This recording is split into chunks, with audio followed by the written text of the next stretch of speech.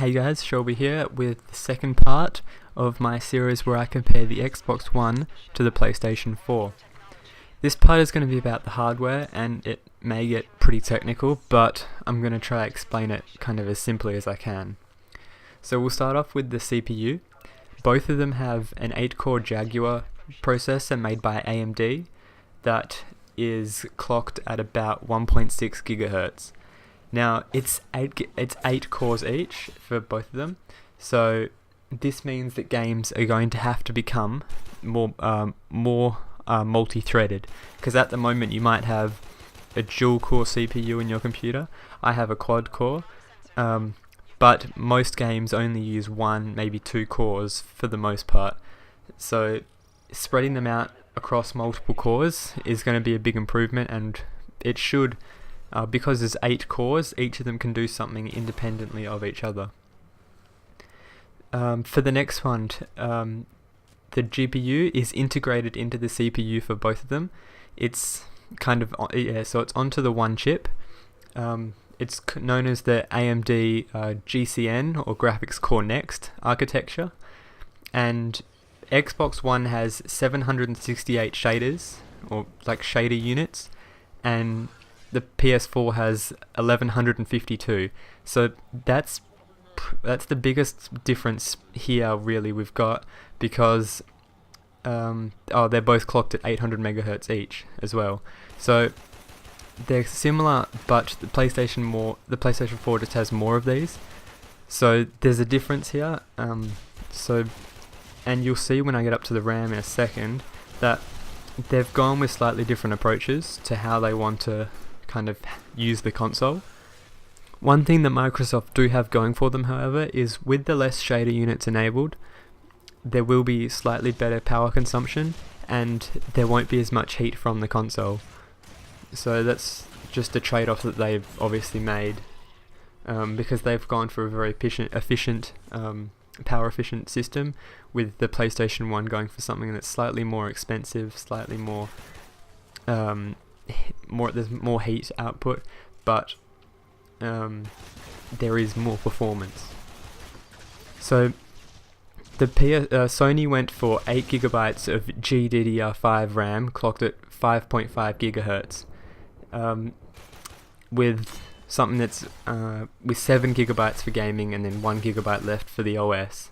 So with GDDR5, it's very, very fast at 176 gigabytes per second, and it's what we expect, and GDDR5 memory is about what we expect from $300 graphics cards, which is mid to high level.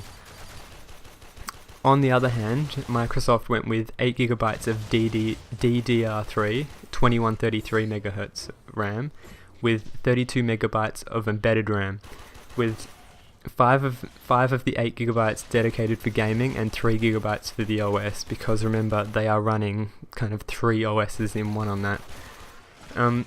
So DDR3 is what most people have in their computer, although it is a fair bit faster at 2133 megahertz compared to what most people have would be 1600, which I personally have. But DDR3 has its advantages with power consumption. It's very power friendly, and then it's what developers are used to if they develop for PC. So while the PlayStation 4 has something that's very fast, it's also more complicated. So there's that trade-off there. And it's also slightly cheaper for Microsoft to produce, to get the DDR3 RAM. Ignore that. And while DDR3 is at 68 gigabytes per second, they also have that embedded RAM to get them up to about the same performance. So this 32 megabytes of embedded RAM, I mean, it doesn't sound like very much, but it can actually make a pretty big difference because it's that fast. It's 100 gigabytes per second. It's that fast that it's just getting pushed out, and it's gonna make a difference.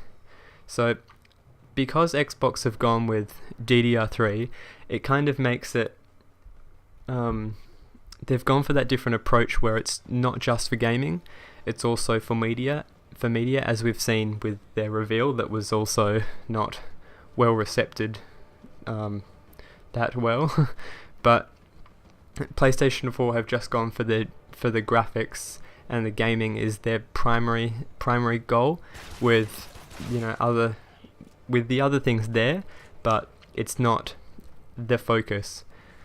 Both of them are going to come with a 500 gigabyte hard drive as minimum, and they both come with Blu-ray and DVD, which, as I said in my PlayStation Xbox One reveal video before, that Blu-ray is a Sony technology, so Xbox are going to have to get the license from Sony to use that. So, Sony will be making some money, however little, from the Xbox One.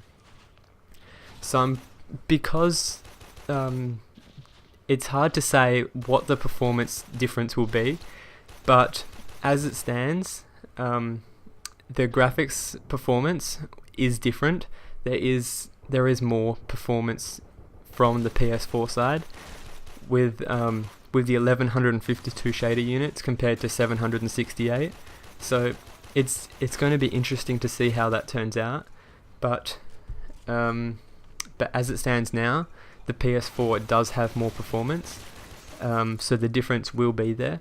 It's just interesting to see how the games get optimized for the different systems, to see what the graphics are like, because as we've seen this generation, while the PlayStation 4 technically had the better hardware, the Xbox One often had the Xbox 360 often had the better performance.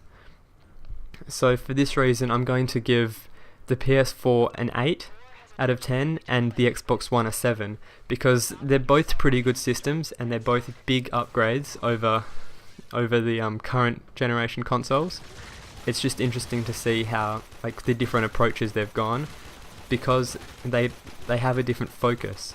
Xbox One isn't just about the gaming now.